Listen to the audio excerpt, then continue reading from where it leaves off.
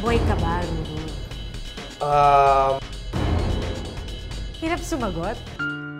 Hoy! Tumayo ko nga dyan!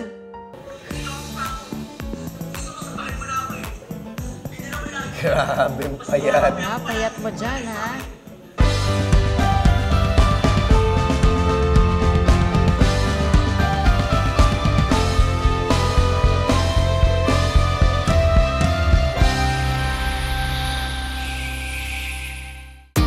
Dati siyang contestant sa reality artista search na Protégé, the battle for the big artista break. At hindi man pinalad na manalo, ngayon, going strong pa rin ang career ng tinaguriang action drama prince. At isa na rin siyang ganap na recording artist.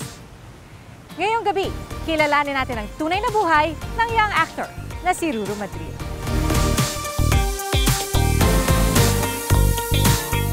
Kung sakaling aminin, may lugar pa ba sa puso mo? Nakilala natin si Jose Ezequiel Madrid o Ruru sa kanyang husay sa pag-arte sa harap ng kamera. This time around, iparirinig naman niya sa atin ang talento niya sa pagkanta. Wala naman akong pagkukulang. Bakit? Sa single niyang Nawawala, na masasabing puno raw ng emosyon at mga hugot na talaga namang tagos sa puso. Wala naman akong pagkukulang. Bakit bigla tayong naubusan? Anong nawawala? Hi, Ruru! Kamusta ang biyahe mo? Ha? Ito, napakalayo ng binyahe ko. No?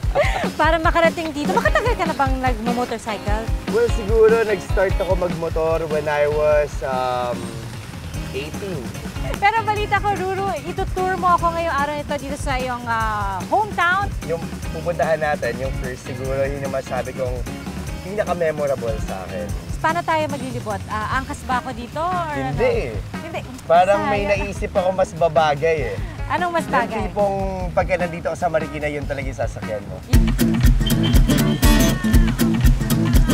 Bukod sa pagmumotor, akalaan niyo bang sanay din daw si Ruru na magmaneho ng tricycle?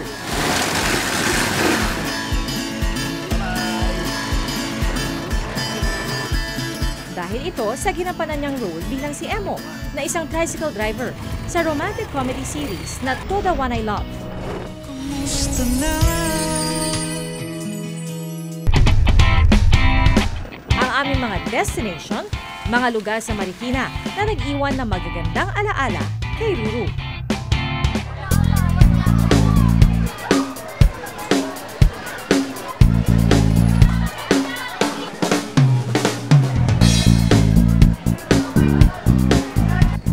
Oh, thank you for the ride, Ruru. Yes, of course. Bilis ng biyahe natin, Sanay na sanay po ako dyan. Anong oras ka ba pumapasok dati? Dati, I think 7 a.m. yung class ko. Anong una nating bibisitahin? Siguro puntahan natin pinakamalapit sa second floor yung room ko nung fourth year ako. Okay. So, dito ako. Eto? Yes. Oh, Noong time na lapit yun, hindi ko pa, wala pa nung ano eh. Wala pang K-12. So, kayo- kami yung last batch. Opo. Hi, Chair. Yes naman. Ito nga po ang kanyang yearbook. Nako, natatandaan mo ba Chair, yan? mamaya ako dyan. Wow! Oh, gwapo na nga. Gwapo na. Oh, tingnan mo naman yung dimple. Hindi, artista na po ako yan. Nasusuportahan na po ako ng karne niya. Pumupunta na po kami niya sa 7 para sa Ah. Yes. birthday niya. So kasi nga second year siya nung Yeah. nag-umpisa. Yung mga teachers niya po doon, isa doon sa At saka Very dito po sa supportive. tapat na alala ko, may malaki po ako dyang tarpaulin. Nasa second year high school na si Ruru nang sumali siya sa season 2 ng reality talent search na Protégé, the battle for the big artista break. Pero ano bang klaseng estudyante si Ruru noon? Mabait po ako, di ba, Che? Pwede ka no, kahit ibulong nyo na lang sa akin. Anong klaseng Actually estudyante? po, Ruru is a very smart student. Kahit na sometimes, siyempre marami na po siya absent, madali siya maka-cope up. Ma'am, thank you ha. Meron ba kayong message for Ruru? We're so very much proud of you. O kung ano ka ngayon, alam namin na lalo kang tinulungan ng Panginoon. Kasi hindi ka lang mabait, napakabuti mong tao. God bless you! Salamat po sa time nyo. Sumunod naming binisita ang iba pang mga naging guro ni Ruru.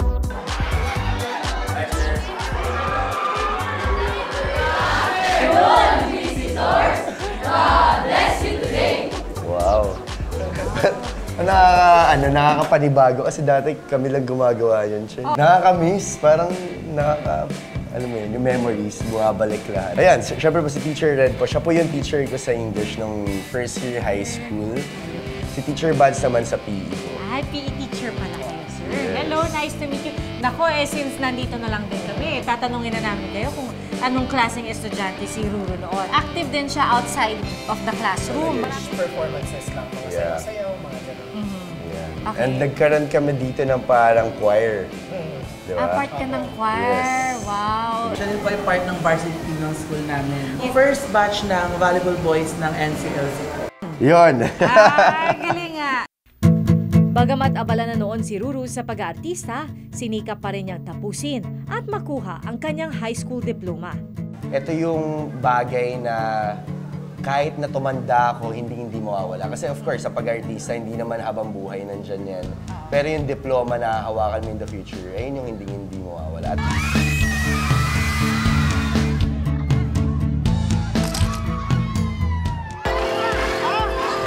Sakay muli ng tricycle, dinala naman ako ni Ruru sa paborito niyang tambayan. Wow, eto na ba yun? Ito talaga yun, yung mabango. Nakakagutom. Kanina pa po natin naaamoy. Yes. Ano pong gusto nyo? Ako, gusto ko ng barbecue. Meron bang barbecue? Barbecue. So, Ruru, madalas ka talagang kumakain ng mga street food? Yes. Lalo na nung bata ka pa? Yeah, well actually till now, hanggang ngayon talagang mahilig ako sa mga ganyan. Ayan na! Oh, bilis ah! Habang ini-enjoy namin ang pagkain ng barbecue, marami pang kwentong kabataan ang isinare sa akin ni Ruru. Bakit ka pinangalan na Ruru? Sabi po sa akin ng mom ko, my mom is from Zamboanga. And yung mga datu doon, ang pangalan talaga nila usually is Ruru, ganyan. So, parang doon niya nakuha yung Ruru na yan. Pero yun yung palayaw ko. Okay. So, nung bata ka, pinangarap mo na ba na maging artista? Well, ako po kasi, sabi sa akin ng mom ko, nung 2 years old ako, lagi daw maharap sa salamin and then umaarte daw ako. So, basically, sobrang gusto ko talaga mag-artista. Si Kuya bilang panganay na kapatid, strict. To the point na mas strict pa talaga siya sa daddy namin. Sa career, siya talaga yung number 1 na nag-a-advise sa amin. Like, lagi niya sinasabi sa akin na mahalin mo lang kung ano yung ginagawa mo. Kasi pag minahal mo yun, matutupad mo lahat ng gusto mong mangyari sa buhay mo. Bukod sa maging artista, pinangarap din daw noon ni Ruru ang maging sundalo.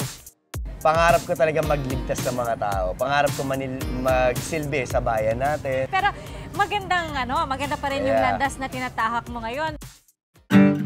Learn a thing or two about Ruru here on Pia Asks. Sino ang man crush mo or iniidolo mo? Harry Styles and Shawn Mendes. Bagay na hindi ka pwede mabuhay kung wala ito. Pabango. Anong huli mong ginagawa bago ka matulog? Pray. Sinong una mong tinatawagan pag gising mo sa umaga? Yung mahal ko. Tatay ko. Tsaka nanay ko. At tatay at nanay. At sino ang huling tinetext mo bago ka matulog? Yung mga mahal ko rin sa buhay. Di ba pareho lang naman kayo ng bahay? Te-text mo pa sila? Minsan po, pagka kasi magkalayo po yung kwarto namin. Lusot. Lusot. Okay. Lusot. Napakahanda akong mamatay para lang makaharap siya. Mula na mabigyan ng oportunidad na makapasok sa showbiz. Sorry kasi hindi kita tinext, hindi kita tinawagan. Sorry kung hindi ako Inaasa mo ako. Iba't ibang mga proyekto na ang ipinagkaloob sa young actor na si Ruru Madrid. Hindi naman sa ayoko Pero baka mamaya niya asarin ako mga klase ko. Okay, Ruru, eto, kakaiba ang gagawin natin ngayon. Okay, papakita ko sa iyo yung mga video mo. Okay, mula nang mag-umpisa ka sa showbiz. Wow. Tapos, papanoorin natin ha. Sige Tapos, after natin panoorin, sabihin mo sa akin kung ano ang gusto mong sabihin kay Ruru sa edad na to. Okay. So parang mahirap yan, ha? Hindi, kayang-kaya mo yan. Sige. Grabe, payat. Payat mo dyan, ha? Hoy! Tumayo ka nga dyan! Kaya lalo na nagagalit sa si Daddy kasi lagi ka nagpapaawa! Pinapaiyak niya ako dyan. Tapos isang eksena lang, tinake namin siya for like 7 hours. Pag napanood mo si Ruru at 14 years old ka Yeah. dito, di ba? Ruru at 14, anong sasabihin mo sa kanya? Siguro sasabihin ko sa kanya na okay lang yan. I mean, nakita ko sa'yo na pinaglaban mo yung sarili mo, na hindi ka sumuko. Masabi ko na naging competitive siya. At I am very happy for him. Inong Reyna, nasa po ang Reyna, Ira. Matapos sumali sa Protege, The Battle for the Big Artista Break, napasama si Ruru sa teleseryeng Paroa, ang kwento ni Mariposa na pinagbidahan ni na Barbie Fortesa at Derek Monasterio. Tayo na, prinsesa. Naging fan ako ni Barbie. So crush mo na siya. Sobrang crush ko siya noon. So inaksyonan mo yung crush na yun? Inaksyonan ko noon. And then eventually, hindi ko na napigilan sarili ko. Niligawan ko siya, binigyan ko siya ng tsinelas na hanggang ngayon hindi pa daw kasya sa kanya. Bakit naman tsinelas ang binigay mo nung Kasi nanliligaw ka? syempre Parang nung hindi naman yung nagsistart panligaw. ako, maliit lang TF ko noon eh. So yung pala yung kaya Pang-tsinelas ang budget. yung pala yung kaya kong ibigay sa kanya. Aray, bakit? Actually, natawa ko nung binigay niya sa akin yun. Paano kasi? Size 6 ako, size 9. Lalaki ba ako? Nakakaloka. Size 9 talaga? Nakakatuwa kasi, syempre, ang dami-dami babaeng artista, di ba? Tapos ako yung nakrasyan niya. Nakakatuwa lang kasi napaka-appreciative niya rin naman talagang tao. Tapos naging magkaibigan kami, napakakwela. Pag hiningan mo ng payo, maayos naman ang ibinibigay. So, ayun. Ibig sabihin ba nun,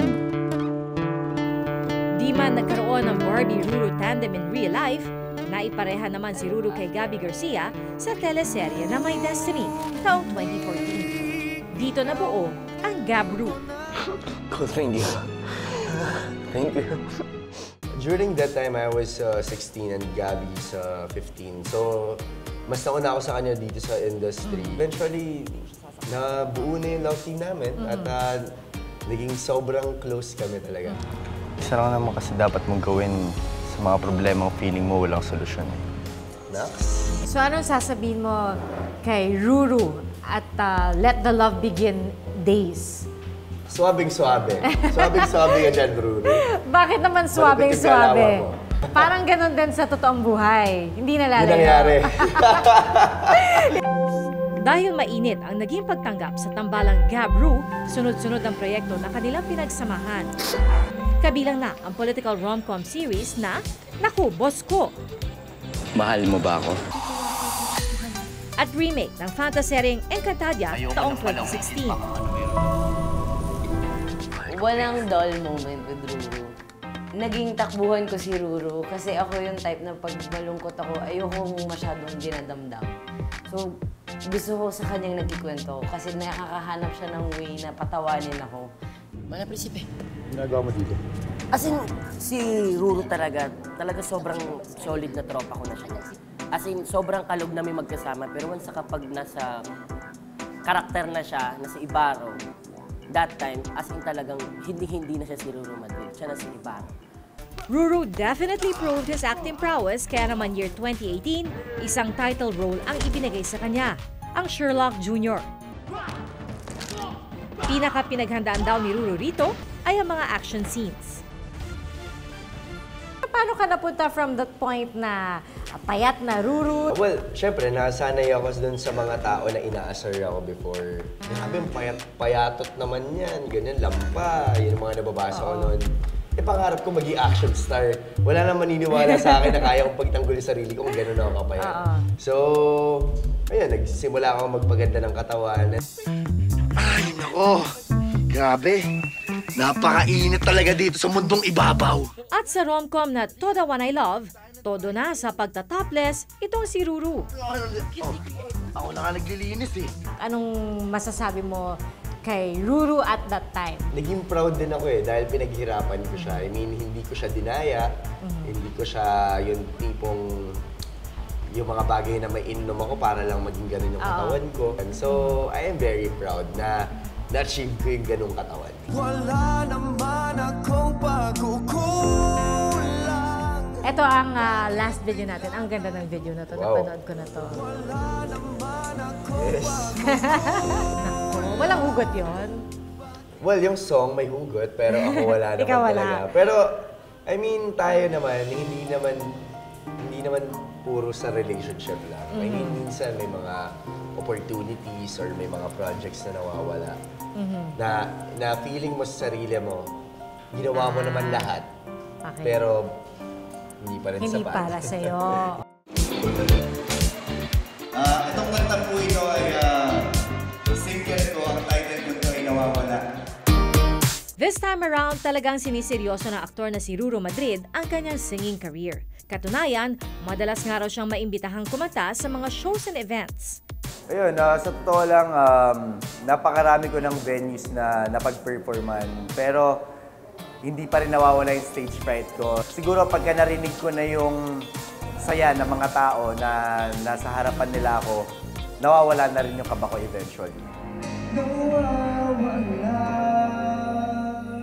Thank you. Salamat po. Siyempre pa, bago matapos ang kwentuhan natin kay Ruro, hindi siya pwedeng umiwas sa ating prangkahan. Eto, Ruro, handa ka na ba sa daring scenes?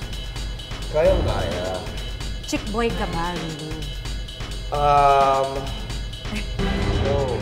Hirap sumagot. Hirap kasi tingin sa akin ng mga tao gano'n ako. Pero ang totoo, Hindi talaga. bakit? Bakit mo I am nasabi very hindi? vocal lang sa mga nagugustuhan kong tao at pinapakita ko yun sa tao ngayon na gusto ko siya. Ano ang nawawala sa buhay ngayon ni Ruro? Napakarami pong bagay. At yung mga nawawala na yun, sisiguraduhin ko hahanapin ko yung mga bagay na yun. Dahil ayun yung mga bagay na makakatulong sa akin para makamit ko yung pangarap ko. Sa bawat pag-abot ng ating mga pangarap sa buhay, hindi maiiwasan na may mga hamon tayong mararanasan.